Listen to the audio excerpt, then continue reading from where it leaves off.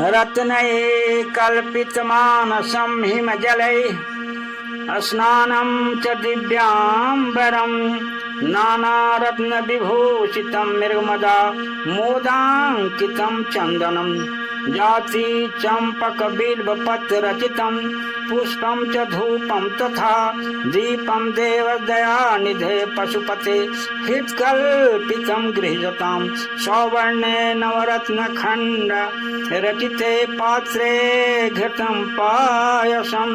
भक्षं पंचविधं पयोदधियुधं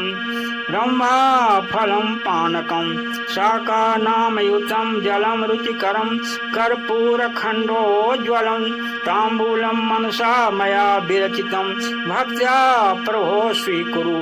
छत्रं चामरयोर्युगं व्यजनकं चादर्शकं निर्मलं वीणा भेर्मृदङ्गका हलकला गीतं च नृत्यं तथा साष्टाङ्गं प्रणति स्तुतिर्बहु विधाहे तत्समस्तं मया संकल्पेन समर्पितं तव विभो पूजां गृहाण प्रभो आत्मा त्वं गिरिजामति सहचरा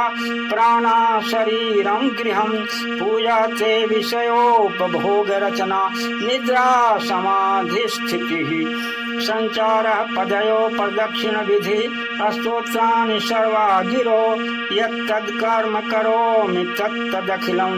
शम्भो तवाराधनं करचरणकृतं वा कायजं कर्मजं वा श्रवण नयनजं वा मानसं वापराधं विहितमविहितं वा सर्वमेतत्क्षमस्व